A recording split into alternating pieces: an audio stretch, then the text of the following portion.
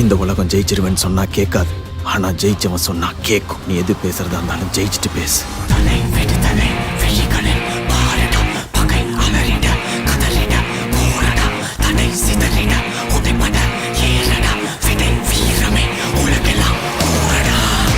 முயற்சி பண்ணா எதுவா இருந்தாலும் நம்மளால சாதிக்க முடியும்பா அப்படின்றதுக்கு உதாரணமா தான் இந்த வீடியோ இப்போ சமூக வலைத்தளங்கள்ல வைரலா பரவிட்டு இருக்கு.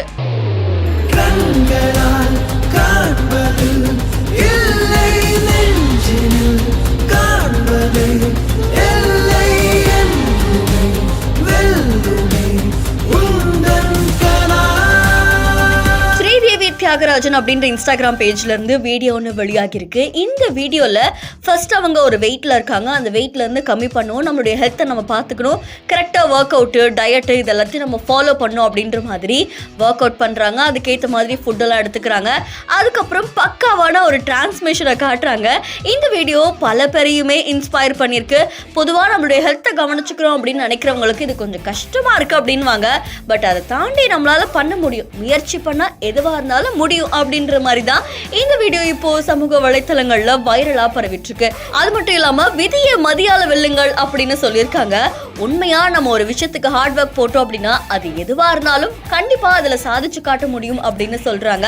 கூடவே இந்த மாதிரி நிறைய பேர் நம்மளை இன்ஸ்பயர் பண்ணியிருப்பாங்க. வெயிட் லாஸ் பண்றது, வெயிட் கெயின் பண்றது, அது மட்டும் இல்லாம ஒரு காம்படிஷன்ல கலந்துக்கிட்டு அதுக்கான பிரைஸை வின் பண்றது, லைஃப்லயுமே நம்மளால முடியும் அப்படின்னு நினைச்சு ஒரு விஷயத்தை சாதிச்சோம் அப்படின்னா நிச்சயமா முடியும் அப்படின்றதுக்கு உதாரணமா தான் இந்த வீடியோ பல பேரையும் இன்ஸ்பயர் பண்ணிட்டு இருக்கு. இந்த வீடியோ தொடர்பான உங்களுடைய கருத்துக்களை நம்மளுடைய பிஹைண்ட் நோட்ஸ்ல பதிவு செய்யுங்க. மேலும் செய்திகளுக்கு ஃபாலோ பண்ணிக்கோங்க.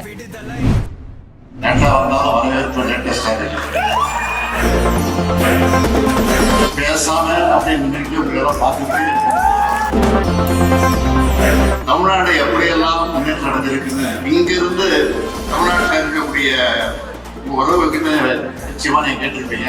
எப்படி இருக்கு கொண்டீங்க? உலக ஓவியமே, உற்சாக காவியமே, ஓடை நடந்தவர்களே, உடையப்படுத்துகின்றனே, அன்பே அமுதே அழகே உயிரே, என் உயிரோடு கலந்திருக்கும் அமெரிக்க வாழ தமிழ்.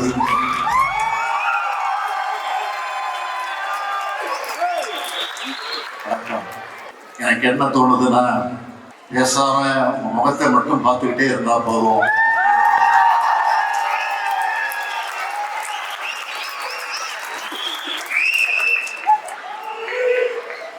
தமிழ்நாட்டில்